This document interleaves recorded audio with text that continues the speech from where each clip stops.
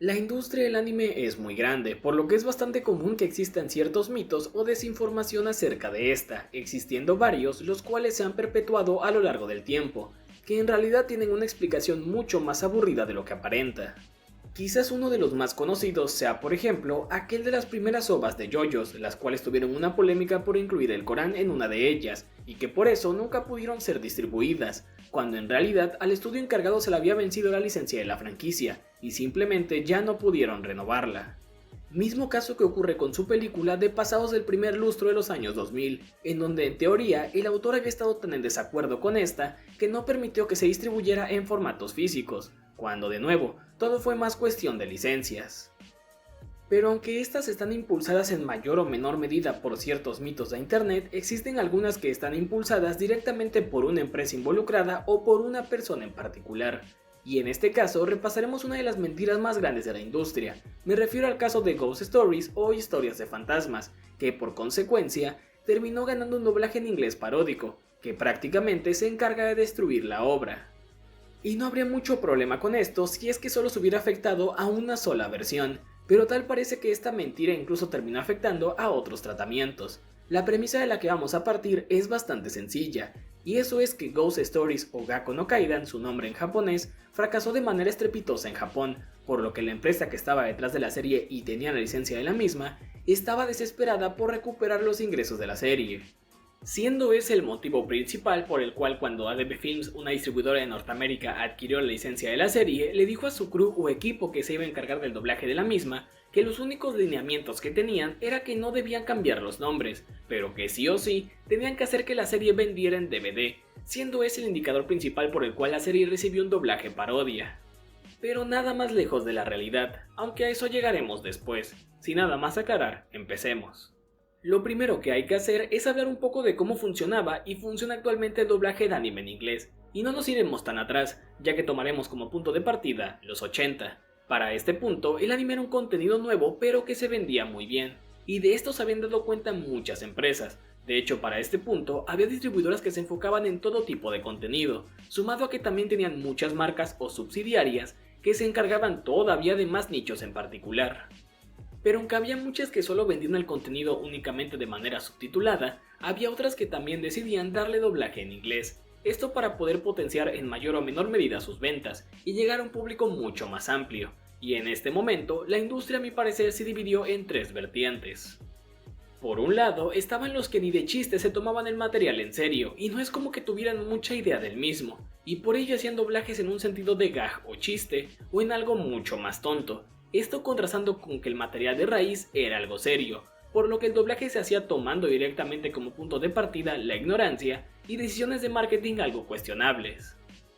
Por otro lado, tienes que varias marcas de las distribuidoras de aquella época se enfocaban en un contenido con un corte más adulto, algunas con material un poco más subido de tono y otras directamente con contenido H, ya que desde una perspectiva mucho más amplia, los 80s, 90s y principios de los 2000 eran esa época en la que Japón experimentaba y tenía mucha libertad porque se encontraban explotando el formato OVA. Ante esto, muchas no se tomaban en serio el contenido tampoco, y les daban tintes paródicos. La diferencia con los anteriores era que en estos doblajes participaba gente que no tenía nada que ver con la industria del doblaje, y esto se notaba en cosas como los animes H distribuidos con doblaje por aquella época. Cabe hacer un gran paréntesis, las distribuidoras de ese momento trabajaban en estudios en ocasiones bastante precarios, ya que muchas veces ni siquiera eran estudios como tal, y en ocasiones los involucrados no sabían ni de qué trataba el material, o ni siquiera lo veían al momento de grabar, o iban cambiando indicaciones sobre la marcha. Como última vertiente, tienes a aquellos que sí se tomaban el material mucho más en serio, y aunque los tratamientos no eran perfectos, eran lo más cercano a algo bueno o decente que se hacía. En ocasiones las condiciones no eran las mejores tampoco, pero esta fue la vertiente de la industria del doblaje de anime en inglés que sobrevivió, y terminó evolucionando al punto en el que está hoy en día. No está de más mencionar que esta última vertiente empezó a tomar mucho más fuerza por allá de finales de los 90, y para mucha gente de Norteamérica un antes y después en los doblajes de anime fue Cowboy Bebop, en donde el material ya era abordado con la seriedad y con el respeto que se merecía, además de que no había rastro de tintes paródicos o una historia alterada por una pobre traducción. Por lo que ya entrados en los años 2000 el panorama había cambiado bastante, por lo que los doblajes en un sentido paródico ya no eran tan bien apreciados, pero eso no quiere decir que los chistes y demás estuvieran peleados con el doblaje, ya que estos seguían llegando al público. Por ejemplo, tienes que en el capítulo final de Evangelion, ADV Films incluyó cosas como el desconcierto del propio actor que interpretaba a Shinji al no entender el final de la serie, aún estando en personaje. Where exactly am I? Here's the song. Oh, good. There's some things that are still unresolved here, guys. How do I get home? What do I eat? Was Rey my mom? Or a clone? Or hell, was this all in my mind? What's an Ava? Is that sort of a Freudian thing or Y a lo largo de las convenciones, era algo relativamente común ver algunas cuantas tomas falsas de los doblajes en inglés en los paneles de los actores. I will not allow anyone to bring me to my own ambitions. I will. Ah, shit, I forgot. Una vez entendido lo anterior, podemos llegar del 2014 al 2018, donde la industria ya funcionaba de maneras muy distintas, y es que por alguna razón con la llegada de mucho contenido de anime en Norteamérica mediante distribuidoras, servicios de streaming y demás, surgieron, o mejor dicho, tomaron más fuerza figuras conocidas como localizadores. Estos son los que se encargan de tomar la traducción de la serie y adaptarla para el doblaje, o hacerle una especie de guión. El problema radica en que estos se subieron una especie de pedestal por sí solos, en donde se atribuían el éxito de una obra gracias a su traducción o adaptación. De esta época nacen figuras como Jamie Marchi, en donde toman bastante fuerza, y otros menores, los cuales se encargaron durante un tiempo de meter ciertas ideas que no estaban en la versión original de las series, las cuales eran cuestiones de entre política e ideología. Esto no fue en todos los doblajes, pero sí en lo suficientes como para que se quedara marcado el colectivo. Esto ya no ocurre hoy en día, a excepción de algún que otro caso particular, pero el ego de esta gente no se va, ya que muchos traductores de manga hasta la fecha siguen adjudicándose el éxito de varias obras, cuando estas de hecho ya eran exitosas porque llegaban antes de manera no legal, pero bueno, es todo un caso.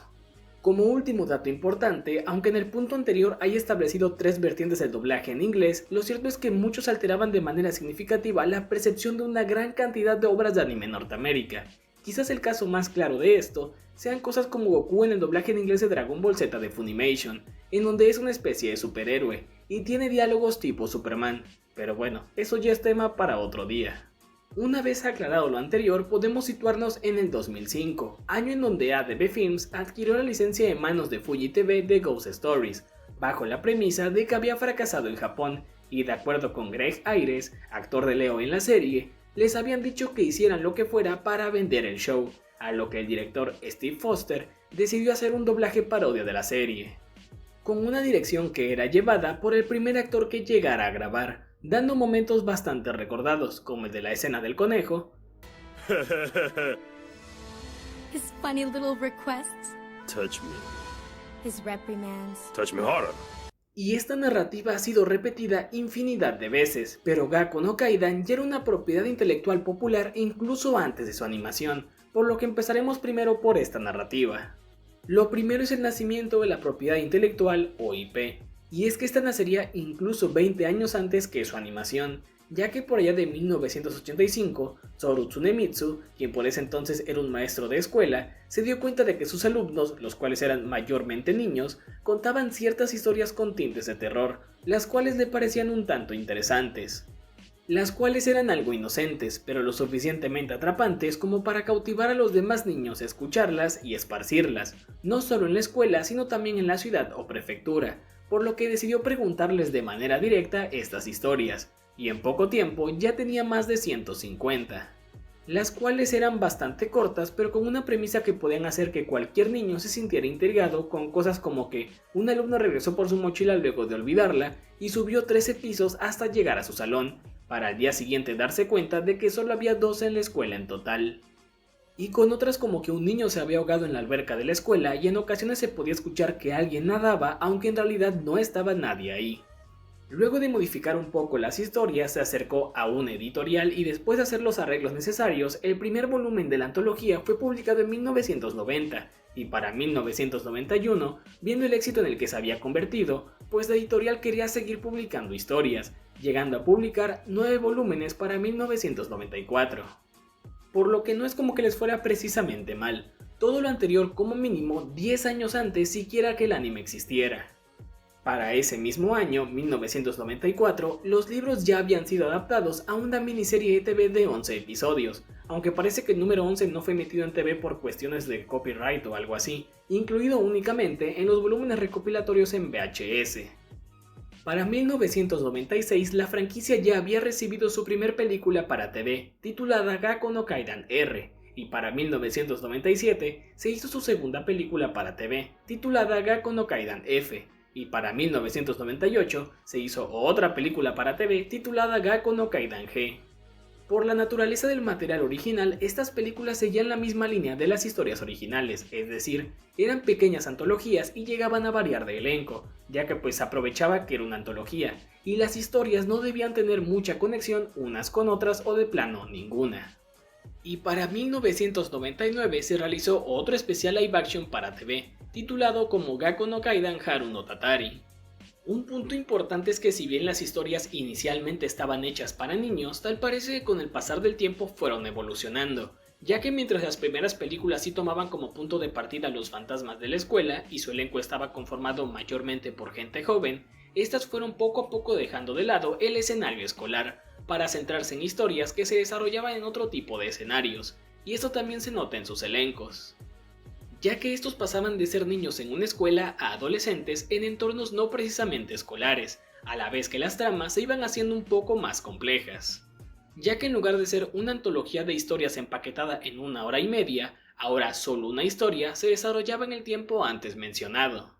Y todavía para el año en el que el anime se emitió, es decir, el 2000, se estrenó otra película para TV, Gakkou no Kaidan Haru no Noroi Super Ashu, la cual seguía una línea muy parecida a las anteriores en cuanto a tono, y es que hay algo a tener en cuenta, por la naturaleza del material, era obvio que esto podía volverse casi una saga infinita, o que se iba a poder explotar por muchos años, porque a final de cuentas el nombre era lo que vendía, y no había necesidad de tener una continuidad.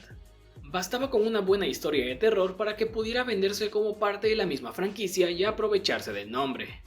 Pero a ver, podrías pensar, bueno, solo son películas para TV, tampoco es como que sean precisamente caras o populares por alguna razón, pues si las secuelas no fueran suficientemente prueba del éxito de la propiedad intelectual, tienes que para Sega Saturn en 1995 se lanzó un juego el cual buscaba acompañar a la primera película, haciendo así una franquicia multimedia o un lanzamiento multimedia, entendiendo que ya era un nombre establecido desde principios de los 90s en Japón. Si bien el juego fue lanzado para Sega Saturn, este seguía un estilo muy parecido a los que ya se habían visto en la Sega CD, los cuales tenían clips de video, y en general el jugador como tal no tenía tanta interacción con el juego más allá de algunas cuantas pantallas en particular, siendo más una experiencia interactiva que un videojuego. Una vez entendido todo lo que era ya la propiedad intelectual, podemos ahora sí centrarnos en el anime como tal, y los hechos de este. Lo que sigue aquí es idea mía, pero parece que la franquicia había cobrado un tono bastante maduro y un tanto adulto, estando completamente centrada en el terror más fuerte por llamarlo de alguna manera, y parte de la premisa inicial de las historias había perdido, es decir, ya no eran historias tan inocentes cortas para niños en la escuela, habían dado un paso mucho más allá, por lo que parece que el anime era ese intento de aterrizar las historias a sus orígenes y cautivar a un público el cual inicialmente había estado conquistado por los libros. Es por eso que la historia del anime se centra en Satsuki y su odisea por capturar o encerrar a los fantasmas que fueron liberados, ya que ésta tiene los poderes para hacerlo, junto con otro pintoresco grupo de personajes, viéndose envueltos en varias situaciones un tanto paranormales. Lo cierto es que contrastando esta iteración de la serie junto con las películas live action de los 90, se nota que inicialmente la idea era tener un público mucho más infantil, como el de los libros originales, siendo ese el motivo principal por el cual los protagonistas de esta versión son niños. Algo importante es que en varias fuentes se menciona que esta serie como tal es una adaptación de un manga y en otras de unas novelas, siendo lo más acertado que se encuentra basado en estas últimas, publicadas por Kodansha, la serialización que ya había comentado antes, ya que el manga fue publicado del 2003 al 2009, y aunque sí centra sus historias en los fantasmas de la escuela, a diferencia de otros títulos que primero tuvieron animación y después manga como lo podría ser el caso de Evangelion, esta no toma ni siquiera a los mismos protagonistas, ya que son personajes completamente diferentes, y de hecho el tono del manga llega a ser un tanto más crudo, asemejándose un poco más al tono de las últimas películas. Regresando con el anime en sí, este empezó a emitirse en Fuji TV el 20 de octubre del año 2000 y terminó de emitirse el 21 de marzo del año 2001, teniendo un total de 20 episodios más un especial. Pero bueno, por ahí también está su capítulo perdido que solo fue emitido una vez, pero en esta ocasión no nos interesa tanto eso. Una vez que llegamos al anime solo queda hacernos la pregunta del millón: ¿cómo le fue en TV en Japón? Porque la narrativa que se perpetúa en internet pues es que debió haber tenido puntos de rating súper bajos, pero no. De acuerdo con revistas de la época en donde se daban a conocer los rankings de varias series de TV, en realidad no estaba tan mal. De acuerdo con algunas revistas japonesas, Ghost Story llegó a estar por encima tanto de Pokémon como One Piece en algunas semanas, pero a ver, podrías tener la idea de que eso quizás solo haya sido durante sus primeras emisiones, y que después cayó. Pues tampoco. De acuerdo con la información de las revistas antes mencionadas, la información corresponde al mes de diciembre, es decir, como mínimo la serie ya llevaba 4 episodios, y se mantuvo así hasta finales del año 2000, por lo que podríamos decir que ya llevaba 8.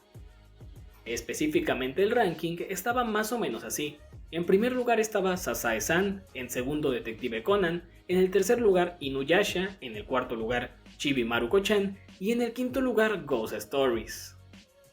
Cabe destacar que parece que siempre se mantuvo en puestos no tan bajos, ya que para empezar es un top 10 y tenemos que de acuerdo con información de la propia tabla, esta se ubicó en la edición anterior en el mismo puesto, el número 5. Mientras que One Piece se quedaba en el puesto número 7 y Pokémon en el puesto número 10. Pero estos solo son datos de un mes. ¿Qué pasó con las emisiones de enero? Sencillo, la serie bajaría algunos cuantos puestos, colocándose para el mes antes mencionado en el puesto número 7, desplazando los últimos lugares a Zoids, Pokémon y Doraemon. Incluso aún así podría existir la idea de que la tendencia es clara, la serie iba a la baja y en algún momento va a salir del top o en algún punto salió de este. Esto último no lo puedo confirmar, ya que pues no hay información accesible de cada uno de los meses, pero como había comentado antes, no es como que la serie fuera a la baja precisamente, más bien parece que fluctuaba en ese top. Ya que de acuerdo con información de noviembre, esta se mantuvo en el puesto número 7, para posteriormente, como ya comenté, en diciembre subir al puesto número 5.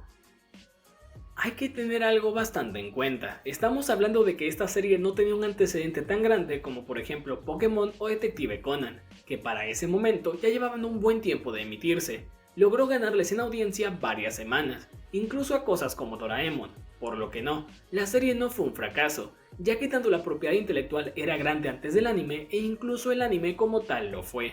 Por si quedara duda de lo anterior, más allá de las revistas, existen otros sitios como Video OR, los cuales también se encargaban de publicar ciertos índices de audiencia, incluso por regiones, y ese cuando empezó la serie a emitirse se encontraba en el último puesto de los puntos de rating de la región de Kanto, y era superado tanto por Pokémon y Doraemon, pero solo por 0.1, es decir, una décima de punto, ya que tanto Pokémon como la serie El Gato Cósmico tenían 12.6 puntos, mientras que Ghost Stories tenía 12.5, por lo que incluso en los inicios de sus emisiones tampoco es como que le fuera precisamente mal.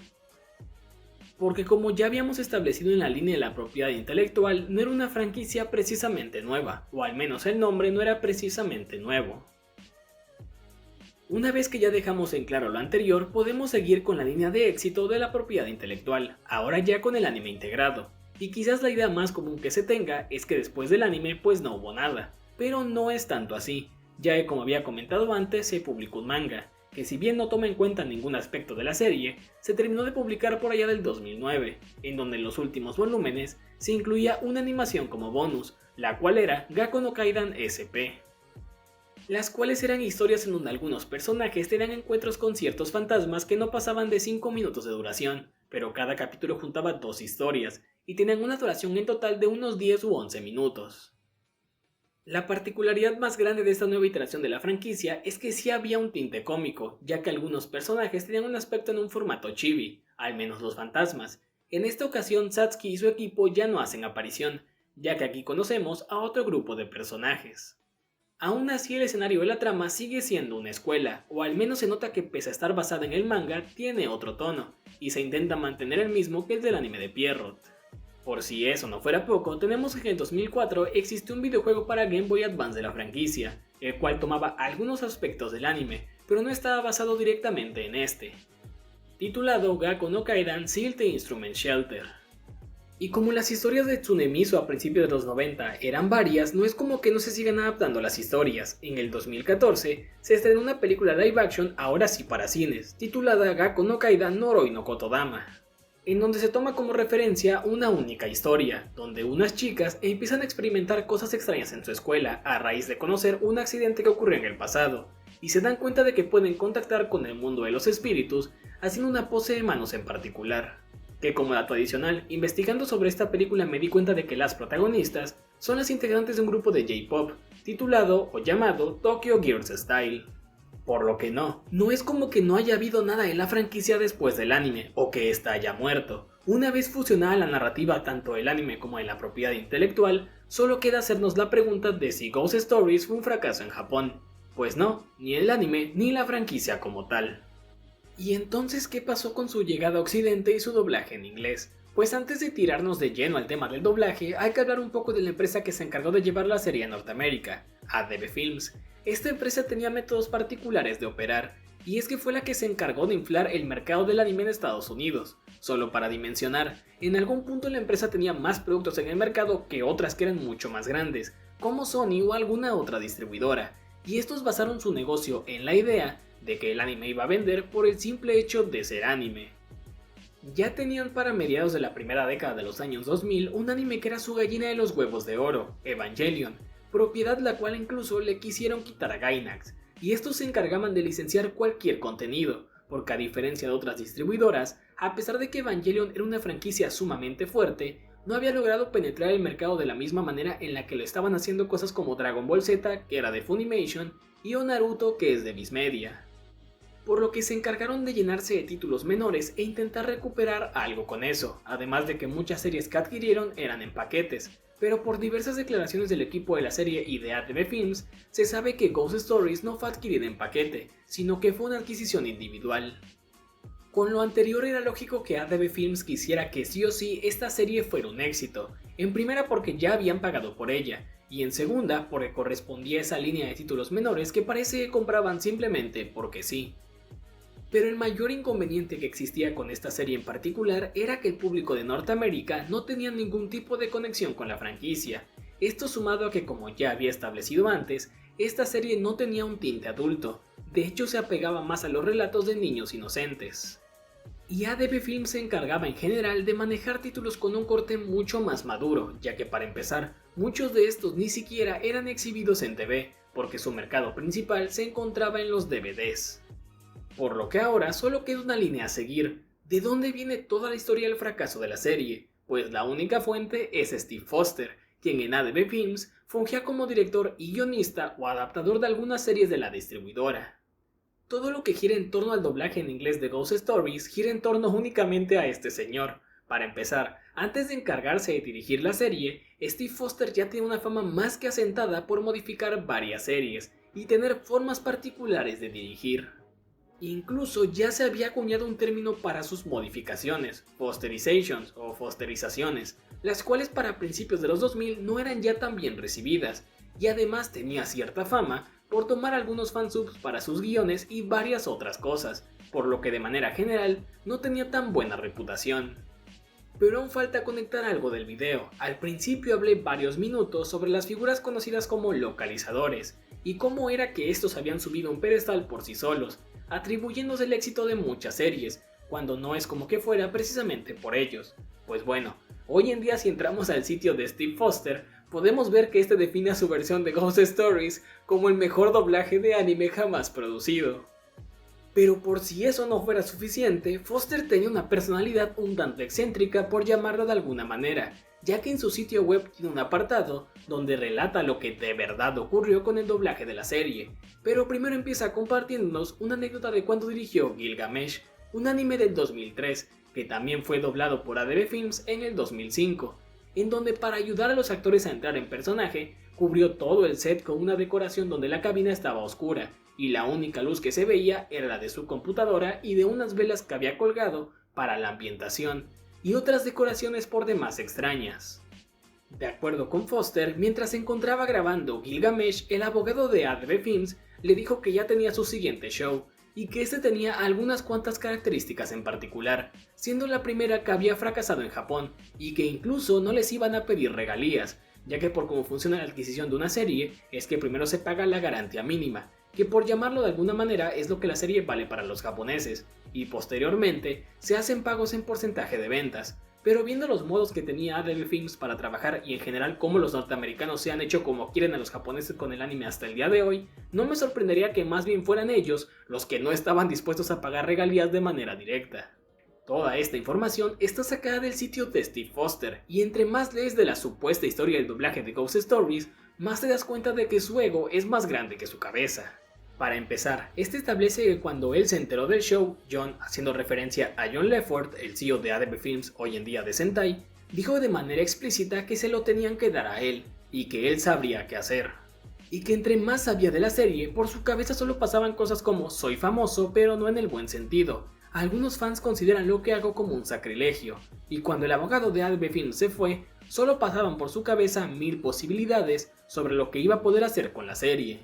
El texto de Foster describiendo la historia es larguísimo y en general habla un montón sobre cómo se hizo el doblaje y maravillas de cómo se le ocurrieron las ideas para las líneas, pero ya con esto podemos darnos una perspectiva de cómo era él como director o incluso como persona.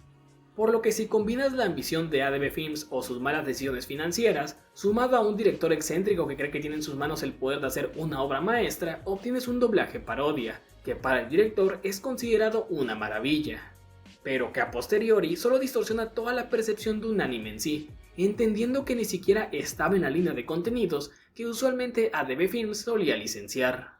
Para terminar haciendo oda a su ego, tenemos que el señor agrega que cuando vagaba por YouTube hace varios años, vio que las recopilaciones de chistes de la serie tenían una gran cantidad de vistas, por lo que para él ya había sido un éxito, pero nunca menciona el número de ventas de la serie en DVD, de hecho no hay datos de sus ventas. Pero el doblaje salió a la venta por allá el 2005, ¿y qué pasó con eso? Pues empecé el video diciendo que para los años 2000 los doblajes en un sentido paródico o de broma ya no eran tan bien recibidos, y en efecto, ya que cuando la serie fue presentada en la Otakon del 2005, fue abucheada por el público. Pero un logro al que Foster se aferra es que para el 2006, es decir, un año después, le ganaron a Full Metal Alchemist como el mejor doblaje del año, y realmente no describe los parámetros para eso. E investigando por mi cuenta realmente no sé en qué se basaba Anime Insider, porque no es ni por número de ventas ni nada, parece más que nada una discusión interna del equipo de la revista. Parte de la narrativa del doblaje de esta serie se extiende a los actores del elenco, los cuales en múltiples entrevistas a lo largo del tiempo han repetido lo mismo que Foster les dijo cuando empezó a dirigir la serie, que esta había sido un fracaso en Japón y demás. Toda esta historia no afectaría de manera significativa a otros doblajes que se hicieron de la serie, como uno para Latinoamérica que se emitió en Cartoon Network, en donde tomaban como base el guion original de la serie, sumado a un doblaje alternativo que se hizo en inglés por parte de Animax, para su emisión en las Filipinas. Aunque bueno, siendo sincero, sí afectó a una última versión hecha para Latinoamérica, pero esto ya es tema para otro día. Lo cierto es que parece que Foster es la viva imagen de que una mentira repetida 100 veces se puede hacer realidad, aunque solo sea para una persona. Y eso ha sido todo por el video de hoy. No olvides comentar, darle like, suscribirte y nos vemos en la próxima. Adiós.